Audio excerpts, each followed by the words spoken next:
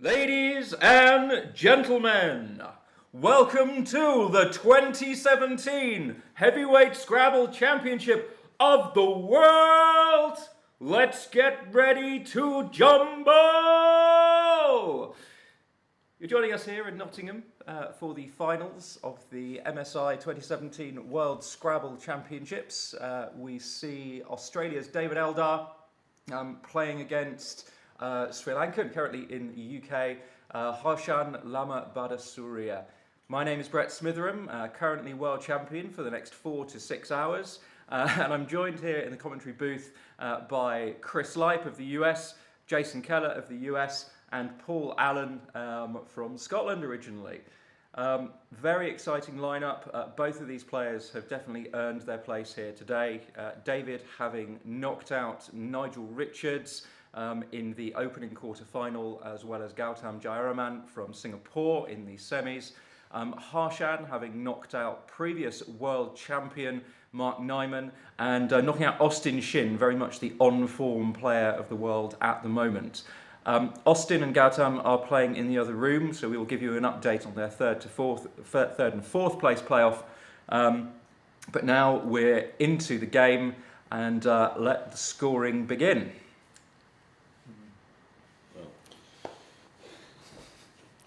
All right, and our early update from the third place match, Austin's opening rack was tinfoil, so his scoring did not stop for long. Here we have Harshan is starting, right? Harshan is starting. He's probably going to play cat, in which case David's going to play Jaunced.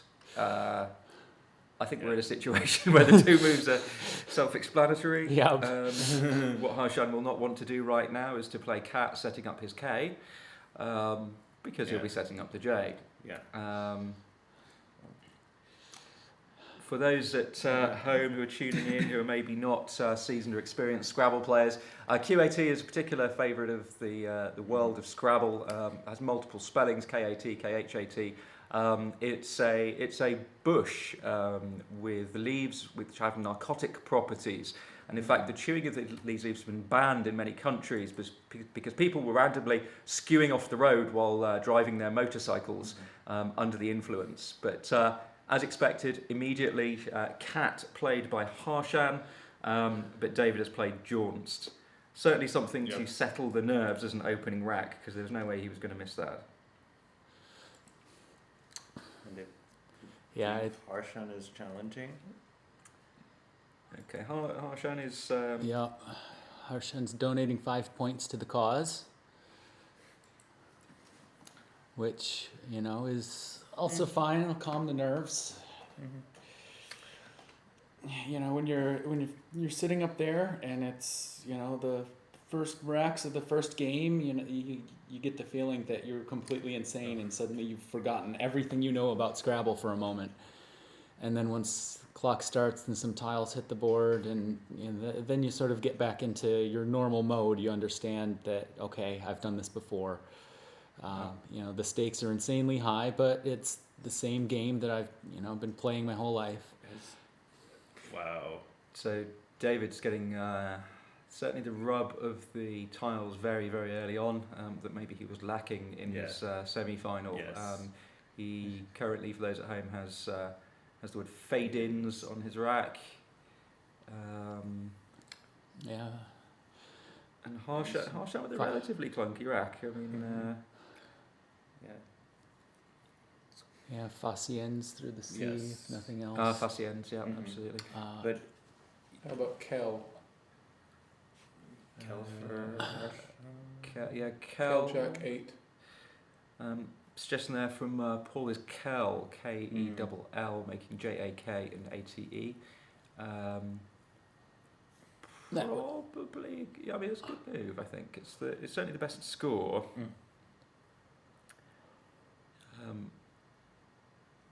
Alongside our commentary, we're running analysis with the Scrabble program Quackle. Quackle is currently suggesting that Kel is the best play. 27.5%. I think he certainly has to play Well, Kel and Celt is probably quite close. I mean, Yeah. I don't like the lack of synergy between T and D. So LUD isn't terrible, but generically a T is a superior tile to an L in any case. He seems to be. Yeah, he keeps going back to LUKED, and I wonder what he's thinking about with that. Because I don't think lunked is good. Luke itself is just lukewarm. Yeah. So that does not have a hook. Actually, lunk wouldn't be a terrible move to keep TELD. Yeah. Mm-hmm. Restrict the N and the C. Absolutely, it will still give David fade-ins and slunk. Also restrict the 8 hook, Yeah, and T hook. but he doesn't really want to be restricting at this point. And bearing in mind, he also doesn't hold any of the hooks. It's good He's play by played out. Harshan. Good play by Harshan. Yeah. He's decided to play the best Okay. move, which is all you can do in this game. But he's about to get hammered. But he's about to get hammered by fade-ins and jacks. It is the only bonus. And again, for non-season Scrabble players, by bonus or bingo, as our American cousins call it. So when you play all 7 tiles, you get a plus 50 points premium for doing this.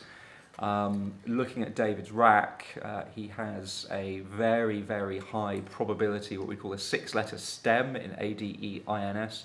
And anyone at tournament level in a decent division, you would expect to know these pretty cold. David has returned the favour for Harshan's challenge by challenging Kel. Not quite sure why. He should be certain of that, but Nerves again, I guess. possibly nerves. But there's no better way to solve the nerves than playing back-to-back bonuses in the opening of the World Championship final. Yeah, David, coming from the poker world, thinks about challenges in terms of expected benefit. Basically, pot odds. You're giving away 5 points that, has actually very little value in towards the outcome of the game. He's just played 2 bonuses in a row. The chances that 5 points will be vital will be, tiny. Whereas if Kel comes off and then he plays the bonus through the C, it's a much more improved position for him than losing the 5 points makes his position worse. So even if he's 95% sure that Kel is fine, he's the sort of player that will make a challenge in that position. Yeah, much like as he did with Gripped. Yes. Yeah, yesterday with Grip. And Yes. in a similar situation, Yes. I challenged Aphasia against David. Yes. He pretty much killed the game. Yeah. So Harshan has been lucky and unlucky. It's a classic situation where the rack can be decent, but if it doesn't work with the board, then you're still in trouble. Harshan has no playable bonus. His highest score is to play outdoes through the E of fade-ins, but that wouldn't be a good play because it would really hand board control over to David. The board isn't bad for Harshan at the moment because it's forked on 2 sides. So he has opportunities to play through fade-ins on the left. He has opportunities to play through the floating tiles of Jaunced on the right. David can't can't handle both of those threats at once. So when you're behind, this is the kind of board that you still like to see. The challenge that Harshan has, though, is he has to somehow continue scoring, keep things open, and give himself the best chance of picking out a bingo bonus as quickly as possible. How about a fishy play of OU? OU. Yeah, suggestion of OU across the top of Jaunced at J6, making OU, UN and OU. Certainly on the simulation, that's factoring fairly highly. I mean, that's coming in at second choice at the moment. After doubted down from D10. Same principle was doubted of keeping the board as open as possible. I do wonder if the way that Harshan's got that lined up, whether he's considering playing it down from N2 instead of down from D10. Another option which I actually quite like in terms of keeping the board blown open is custode. Custode, down from the Sea of Jaunst. He does burn the S, which you'd love to keep, but all of a sudden then you have really 3 separate floating E's, one of them in a particularly dangerous position from David's point of view at E10 for a double-double. Yeah, the the problem with something like Doubted is there's no lane on the board for an S-ending bingo. Playing OU up top creates the hook for Sue, SOU, which is going to make your S more valuable on this board to bingo with. But a lot of the other options, Doubted or Doubted up top, they don't allow for bingos that end in S to fit.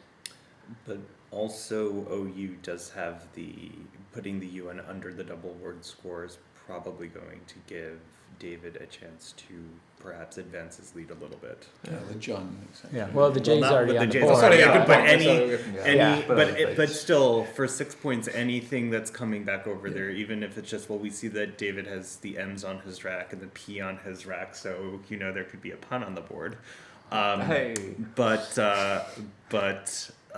Yeah, he could definitely score, even with not such great tiles, 20 points there, which would just advance his lead a little bit more.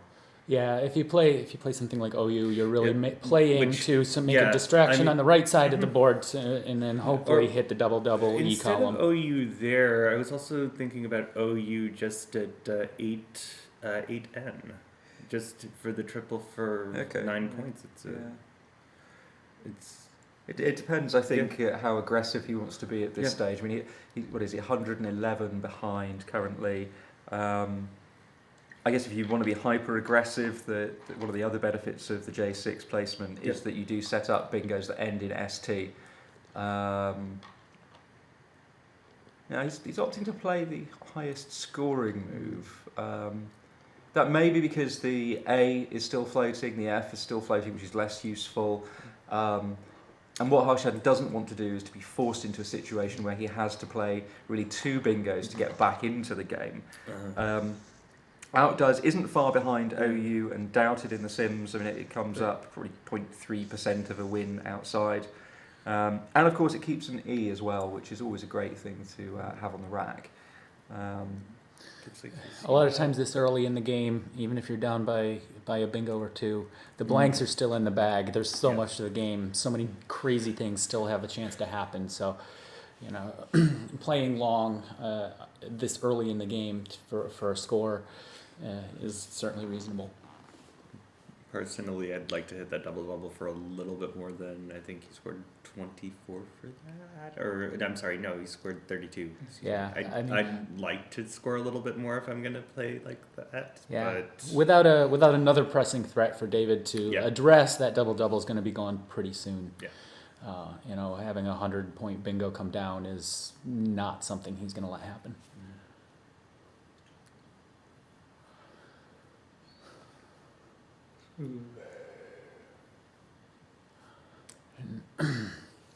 Update from the other game. Looks like after Austin opened with tinfoil, Gautam hit grinder soon after, and they're pretty close. It's 220 and 185, but I'm not sure who is who. I think Austin is in the lead.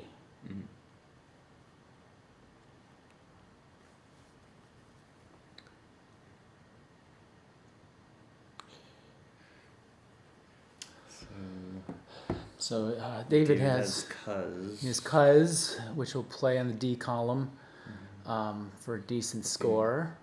Possibly.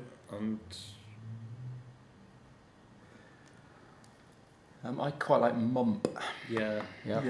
CEZ, which is a great keep, and also you're leaving the A position open, the fade-ins position, to play something across with the Z next move. But Harshan does have Harshan bonus. Harshan has M ranges. So Austin is leading 220 to 185. He has a blank on his rack in the first match in the third place series.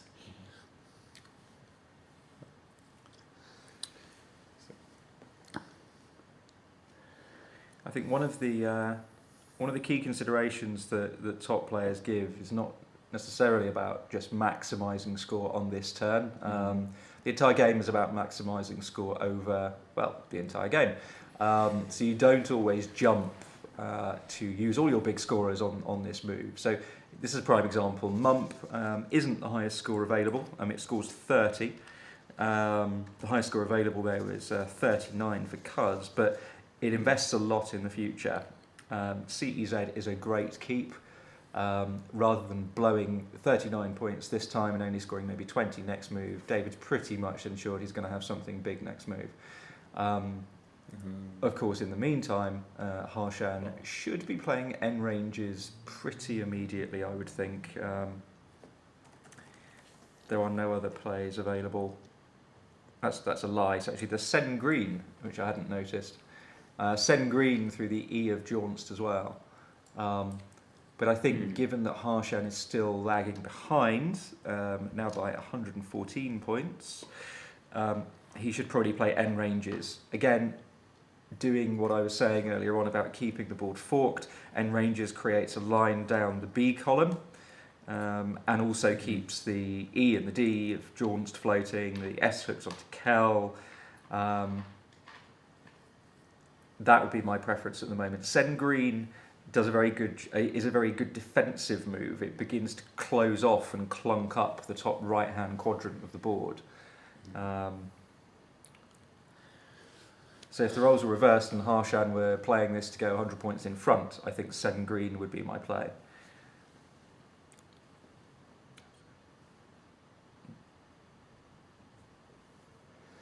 Yeah, and the other thing N ranges does is it sets up another E as a floater to play through. So now there's two E's to play through in completely different areas of the board, plus the B column for sevens, as Brett said. So that's a great play when you're still behind and looking to keep the scoring from stopping.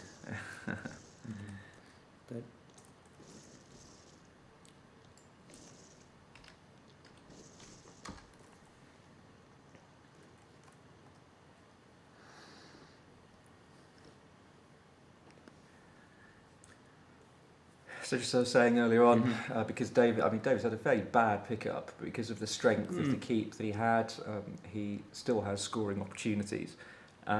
He retains a 42-point lead. Zoned 7. Yeah. Zoned.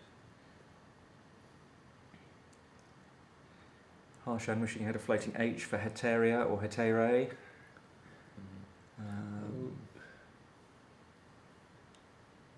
He can play Cozied, maybe to get rid of one of those eyes, but he's going for zoned. Yeah, I think he's played zoned because he wants to kill probably the easiest of the openings.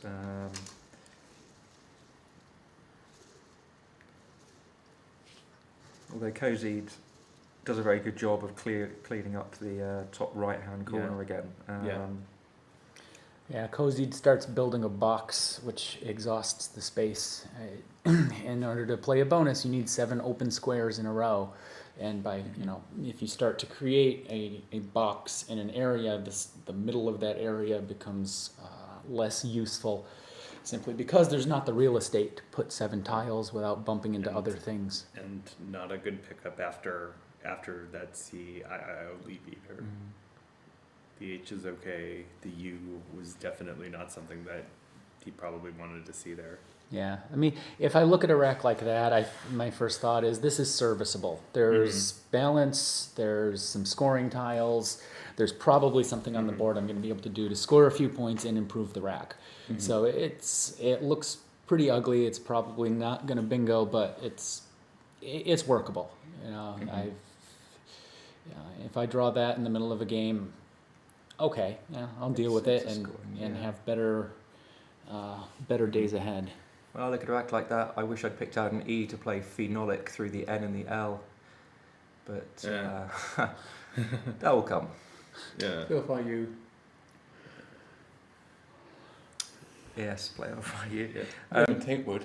Well, yeah. I mean, actually, it's probably not a bad play because the Yeah. synergy of the remaining tiles Yeah. is very, very Yeah. good. Yeah. If you can get a reasonable score for IU, Yeah. Yeah. Dewey actually, it's not impossible. Yeah. So Harshan, 17. AIA. Harshan currently looking at potentially playing AIA. It's a Scrabble player's favourite. One of the three vowel, three-letter words. A nursemaid. Interestingly, simulation disagrees with that very slightly and suggests Anis or Annie's at B11 across, keeping AEIRT. Scores slightly more. Oh, sorry, it scores slightly fewer, but it doesn't frustrate the board. The disadvantage for Harshan of Aya is that it frustrates players through that E.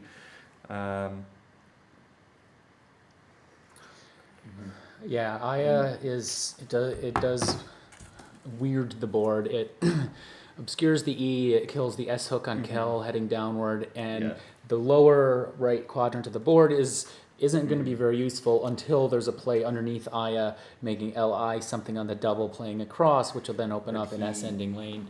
But that S-ending lane will be a weak S-ending lane. It won't hit any double. It won't pink or red squares.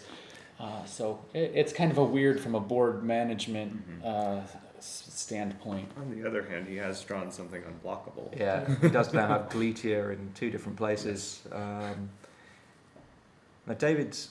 Yeah. I know people are saying this isn't a great rack. I actually don't mind these kinds of racks. I think they're the kinds of racks you can score through. They're relatively easy to solve. Yeah. It just depends what you want to do with this. I mean, options include things like pouch down from L4, doing what we were talking about earlier on and Chris mentioned, which is clunking up the board and getting in the way of bonus plays. It restricts the E, which is actually going to be Harshan's highest scoring place for his bonus. Keeps CII. Ideally, you wouldn't want to keep both eyes, but if you're going to keep two eyes, a C is a pretty good bedfellow to have with them. He's got other options, things like chimp maybe through the M, or if he particularly wants to get rid of tiles, copy hue down to the E.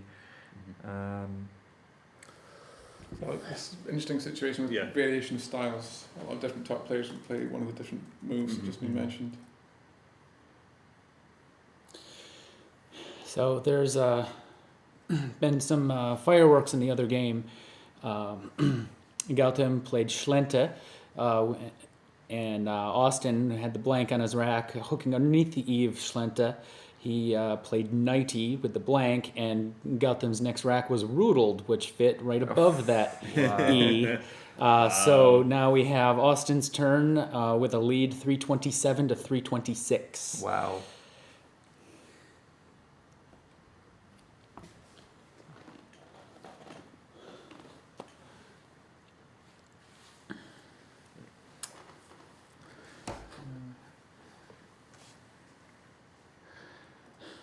There does seem to be some merit to just playing Kappa Hue and dumping everything here. Yeah. It's, perhaps a bit frightening given that you're drawing an inference after Aya that Harshan is very bingo prone and throwing up a C in the spot where an ENCE or ANCE bingo would be a 9-timer. The only problem is it would leave Tellurgic, which is... well, obviously David's not to know. I don't think it's David. I don't think David's style though is going to make him do that. I think he'd like to control the board a little bit more. I'd be surprised if we don't see something like pouch.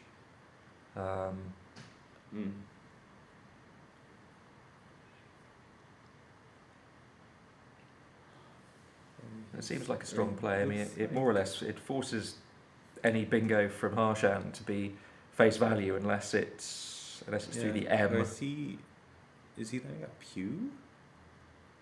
He's looking at PIU. Where would he play PIU? He can Oh, play it in underneath. the... I can play. Oh yeah, there are a few places where he can play that underneath the AIA. Yeah, that's the place that makes the most sense. But And you that's- could do it at 6M. But it also. wouldn't Yeah. make sense because you're setting up. In my experience in Scrabble, it's always a bad idea to set up LIPE. Good. So David's opted to play Hip. Now Hip, it wasn't doing great in simulation. I mean, it was 6 points down on the valuation.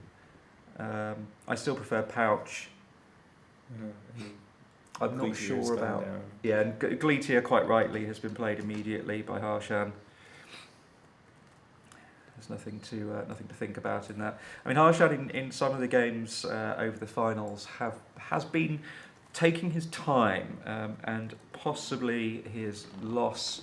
One of his losses against Austin Shin was specifically down to the fact that he didn't allow himself enough time to work out the permutations. So with that bingo, Harshan is still trailing by 51. But Gleetia has done its job, not only scored, but has created 2 positions above and below the IER. And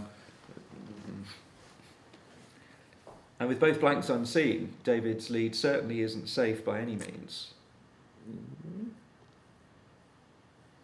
A lot of times you get the feeling that everything that happens in the beginning and Harshan middle game, a lot of times it seems like everything that happens in the beginning and the middle of the game is just sort of a prelude to picking up the blanks and, getting to the most salient and powerful tiles.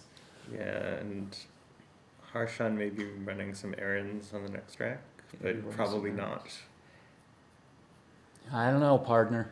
Yeah, me neither. He might have this game sewn up if he plays Darners. No, far from over still. I know. I thought that pun would have you in stitches. It's my material. No. Oh, he is a machine. Nope. So, well, currently with no inference, Quackle is favouring playing Rit at h12. That's almost certainly because it kills the easy bingo lanes. OUCH is good synergy. Yeah. There's even a good shot at picking out IER for Pouchia.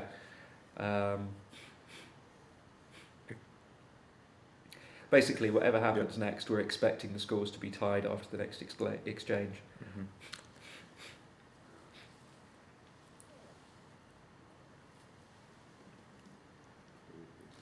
Yeah.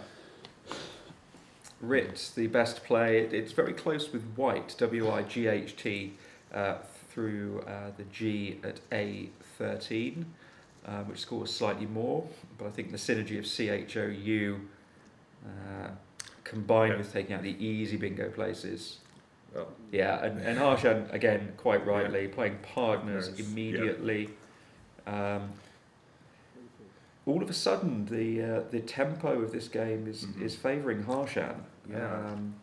And David's picked up another really ugly set of tiles there. So after that exchange, Harshan Lamabadusuriya now trails David Eldar by 314 to 315. These are the kinds of situations where you really have to keep an even head. Yes. David was over 100 up after the first couple of moves and didn't look like he was going to slow down.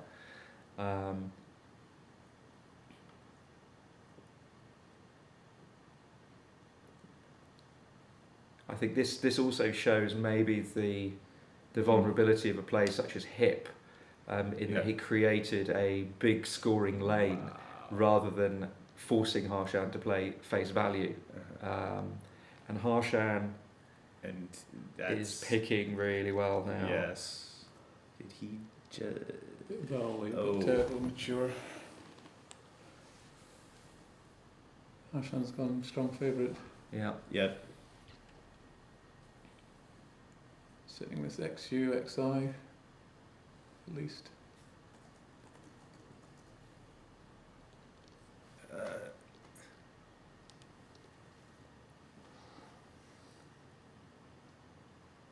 So David, from being the significant favourite, if we include inference of Harshan's rack, is now, well, now he has an 18% chance of winning with best play. Ouch. And Ouch. indeed, as Chris has said, the best play is currently showing as ouch D2. But, wow, would he play that? That's a very brave move. Yeah. But this is the kind of situation that's with inference. That's David would have to know that he would have to do something that volatile at this stage, and he won't.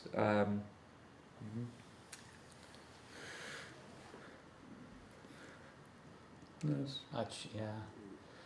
Achu seems pretty reasonable. Yeah. Achu is completely reasonable, I think, at this stage. Playing over tiles, turning over tiles, chasing the blank that is unseen. Mm-hmm. And picking up an extra 5 points for Achu. It's not to be sneezed at.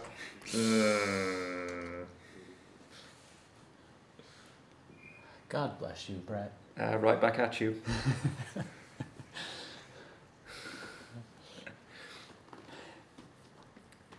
For the love of Pete.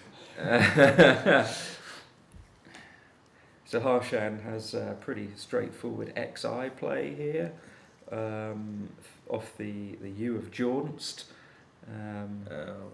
Wow. Keeping a decent keep, particularly with that floating T of Writ. The rest of the board is less exciting right now. The nice thing about XI is it's also likely to distract David into playing something from K5 rather than frustrating the bottom half of the board, because David's obviously now in scoring mode. So Harshan plays XI to, for the first time in this final, take a lead by 21 points. David drawing pretty badly. But Harshan's going to want the T to stay open. I don't think it is. He's going to score off the onto the R. This is true. So it's a double whammy.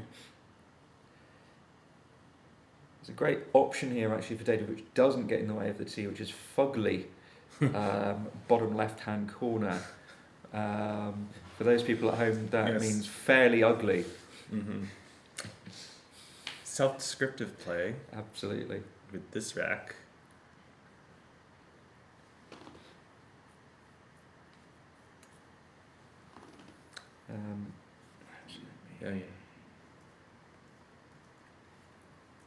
But the worth of the blank is rapidly diminishing. If he does play onto the R, it's quite restrictive. Yeah, Fluier. Yeah. Fluier scores well and saves the Y that can be cached somewhere else later. And restricts the T. And it happens to restrict the T. It's which would be the obvious the spot for a bonus.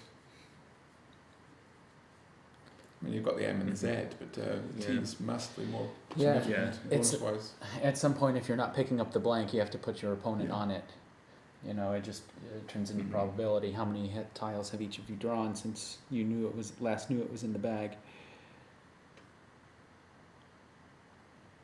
Simulation with perfect knowledge of racks is suggesting that Fugly still has the edge, with a win rate of around 16%. Fugio, F-U-G-I-O, in the same place, is coming in close. Fluier is doing well though. It's about 3% behind. Again, it's all much of a muchness. I mean, I guess the YO is a good scoring keep for future plays.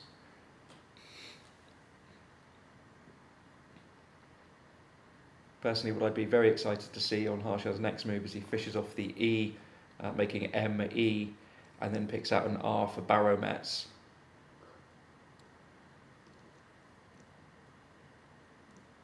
So David's played Fluier. I think there's nothing wrong with playing Fluier. Obviously, he doesn't have perfect knowledge like we do of Harshan's rack, so playing 5 tiles gives him a better chance of getting that blank before Harshan does. And in a close game such as this, that could be the difference. It also puts David back 13 points in the lead.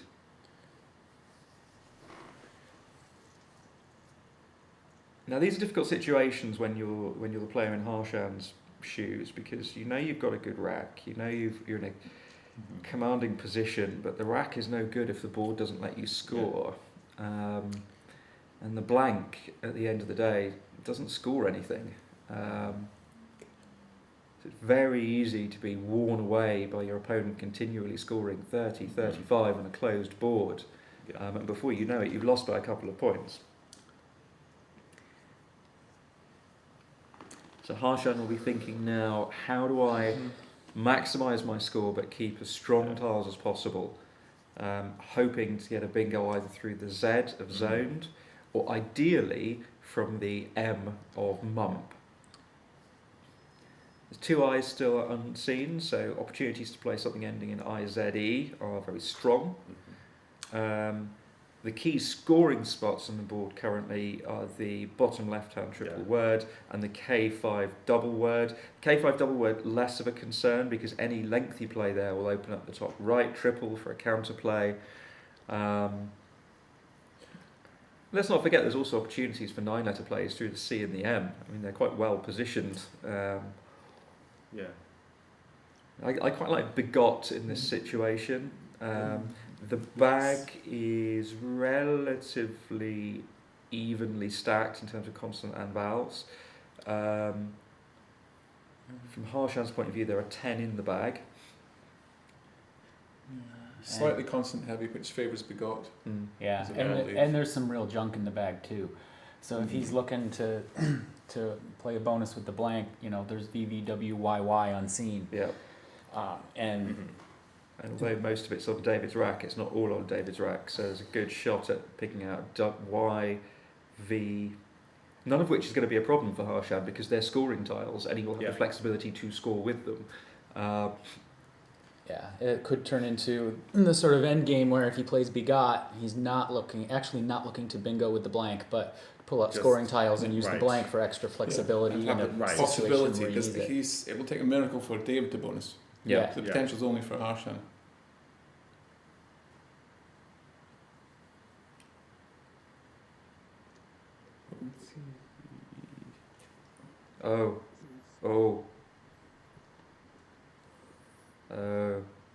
Okay, Harshan is playing a phony. He can recover from this though, but you'll need to bonus. Yeah, but that's...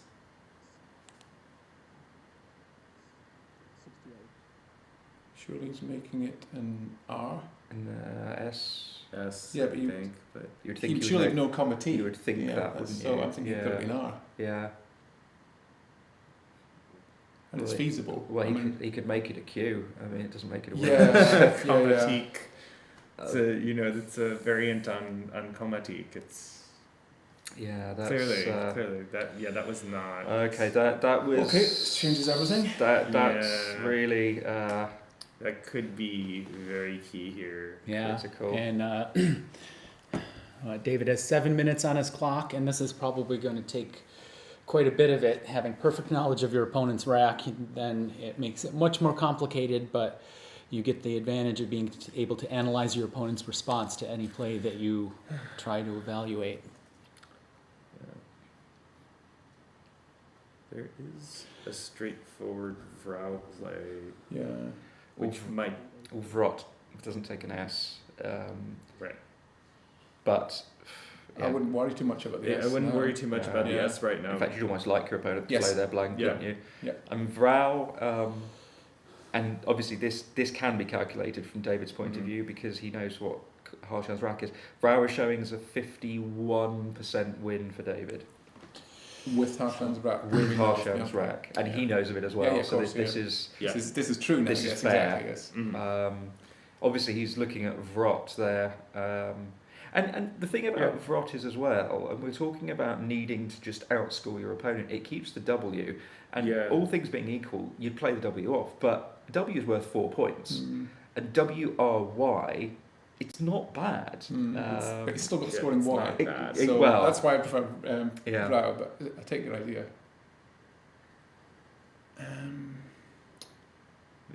Vrot and Vrao are both coming in at the top. I mean, Vrao does have the edge. I think for what we said earlier on, it does. I think if he didn't have the Y, Yeah. you know, he should play Brock. Yeah. For the reasons you've just said.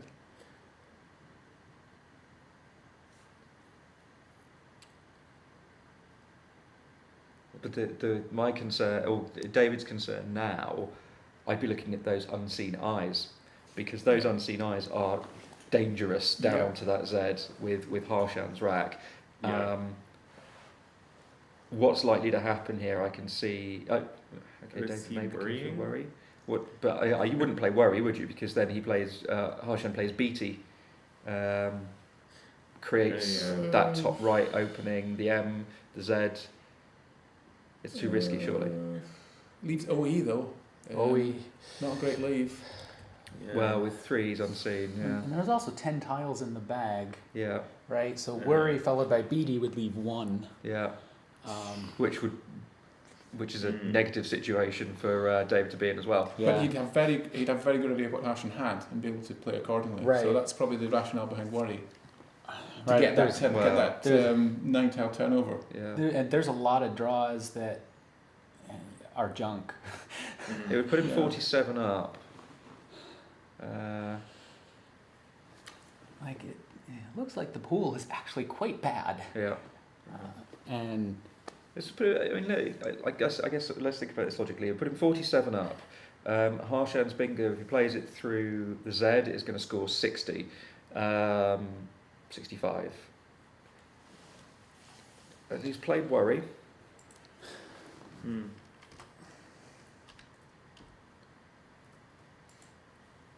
Should he? Well, possibly should. Worry with perfect I'm- knowledge is simulating at a less than 50%, just less than 50% win. Yeah.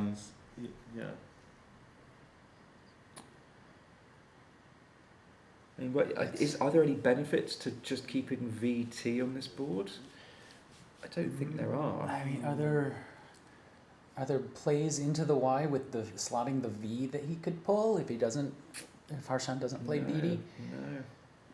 I mean, he Bivy or no, actually no. He knows that the B's not, but he's drawn obviate. And so Harshan Well. fishes off the E to fish for Baramets. Yeah. And Yeah, absolutely. Well, no, he can't get Baramets now because both ours have gone. yeah. So unfortunately, that sequence is out. So Harshan's now from a position of strength, actually in a position of a little bit more desperation. Yeah. He's 47 down. He's now in a situation where he has to bingo. I think that's fair to say. If he were to draw to play BT, he's got I, V, N, Y. There's an observation from the chat that David has picked up combative. There, I just noticed that wow. myself. I just noticed that myself. wow. Yeah. I was about to say if David played if Harshan played off an E, he'd have combative, and then I realised that that's what David has. yeah, so BD and then both have combative. Yeah. Yes. So BT we know loses. Oh, actually, will it lose? There'll be one in the bag. Yeah. Wow. Well, but David would be up by Too many. too many. Yeah. Wow. Any chance that David misses cognitive Ah. because he's concentrating on Harshan's bonus? I mean, if he had to get his own bonus, he'd never miss it. Well, I'm I not do sure. wonder. I do wonder though if he's seeing combat ease Yeah, or would help. whatever that blank was. Yeah. If he's still thinking about that, and then he sees it, and he's like, oh, I have But combative. he basically knows he needs Yeah. to stop a bonus to win. Yeah. So your mindset is entirely about stopping bonus. Yes. It's common to miss. Yes. I've missed that- Uranus because I've had a sequence of blocking. Yeah. Yeah. And Uranus was I still won because I blocked his bonus, but you miss your own bonus. Well, Harshan's just look at 2 tile play here, judging by what he's doing with his fingers. I don't think he should play many. Whatever he does, Yeah. he can't afford to play too many tiles. I don't think. Yeah. And he doesn't want to give David the option of a 2-play and then 2-play. Yeah. So possibly 3. I mean, he doesn't want to play BA and BO and R because, well, that will obviate play. I would be surprised if David didn't see combative. It was something I saw reflexively as soon as I looked at his rack again. And the fact that the 2 key tiles, I would suggest, which the C or the M, are the ones that are on the board. But I think it's the context. He would Yeah. never Yeah. miss it if he had the But he's bonus. blocked combative. Whoa! Wow. B. He's Wow. played. That's. I don't know what to say about that move. Oh my Well, goodness! he's left. He needs the bonus. So he's left the Z. He's left off the A. He's left the M. It's hard to block everything. If he gets lucky, he's got a chance. Yeah, that's. Yeah, wow. But he wasn't to know it was combative, obviously. That's Well, it. no, but Combative Ooh, was and massively oh unlikely my, from Harshan's point of view. he might get stuck in a movement. What? He does have movement from the M, yeah. and then does he have anything up top? Well, the obvious spot to block, obviously, is the A of bar. Uh-huh. Now, he can't really block without setting up another starting tile. Bar just putting it into simulation is simulating 18% less than Become, but we know that Become would lose. Good lord. Right. So he blocked combative and didn't leave a spot for obviate. Kind Yeah. of miraculous. It's This. that is Ladies and gentlemen, it's rare that I'm lost for words. Just as we saw in the semi-final that Harshan was playing, that Austin Shin opted to play the wrong move, but in doing so blocked Harshan's Zastrugi. Harshan has just played something absolutely bizarre, and yet it's probably going to win him the game. so. How many tiles are there left in the bag at this point? 5? There are Four? three unseen tiles. Ooh. 3 in the bag.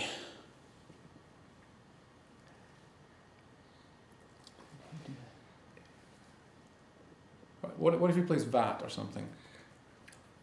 VAT Maat. Yeah. Because he's got a huge lead now. Well. Oh yeah. Yeah, If Yeah, he so he plays just needs to stop the that- bonus. He doesn't Right. care about anything else. Just stop the Mhm. bonus. yeah. So that But would is empty on the there- number, but you're Yeah. going to lose to a bonus anyway. Mm-hmm. Is there any danger with VY ending? It's just to score his way out. Well, there's Senvi. David's looking at playing Bovate, which is the area of land that can be ploughed by an ox in a period of 1 day. These are words that you should all know at home, and if you don't, why not? That He there- played that. What's he? He's played that. Oh my Permission god! to be smug, sir. Oh my permission god! granted. So just to clarify, the championship player suggested that Vac in that situation from B3 it was a 97% win. However, Except that. this is quite something. So well. This empties on the number. Uh-huh. Sorry. For what it's worth, the game between Austin and Gautam has been just as exciting. It came down to Austin being stuck with the Q and losing to Gautam 457 to 452. Ooh. Was there only one challenge? Okay. The Q stopped the scoring. Yeah, Austin had the Q and the blank on his final rack, but couldn't play the Q. Ended up eating it and losing by 5. So this is probably a game that, well, I mean, obviously it's been extremely exciting. I think Combat, whatever it was the losing move. It lost. It lost momentum for Harshan at a time that he actually had the momentum. But there's no doubting. I mean, that as much as the move was genius. Yeah, I mean, it sounds like a really bog standard move to people at home, but actually, it's exactly what needed to be done.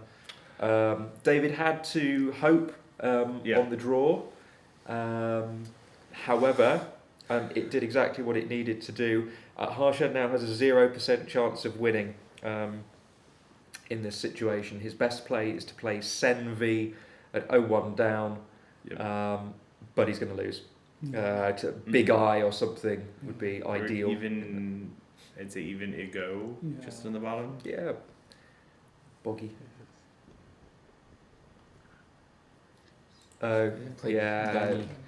That's the play of someone who realises what's happened, I think.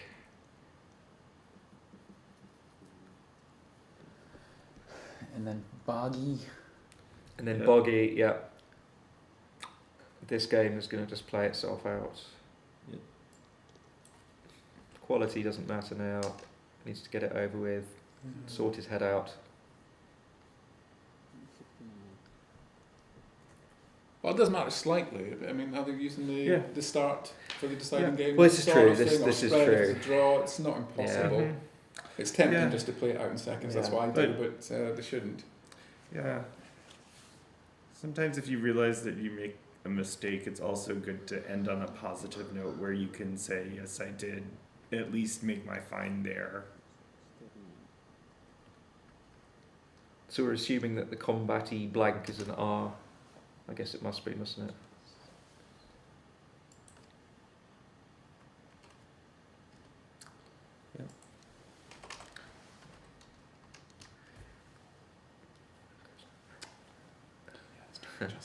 So our final score? So, ladies and gentlemen, the final score, we believe, is David Eldar, 468, Harshan Lamabadusuriya, 425. So David Eldar takes a very, very well-earned 1-0 lead in the first game of the World Scrabble Championship Final 2017. If all the games are that exciting and that swinging backwards and forth, I think we're in for a fantastic day of very, very high quality Scrabble. Harshan just needs to keep a bit of mental equilibrium now. He had his chances in that game. Little does he know how brilliant Bar was, but equally I think it's fairly apparent how strong David's play was as well to keep control. This game, you don't get many blowouts, and it's often how you defend the lead once you have it that shows your calibre as a player.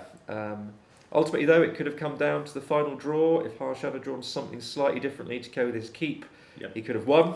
Unfortunately, the keep from BAA was relatively weak, so it was always going to be a risk. Well, so both players will probably have a few minutes break now just to sort their heads out. And we should be back with you shortly for the second game of the World Scrabble Championship Final 2017.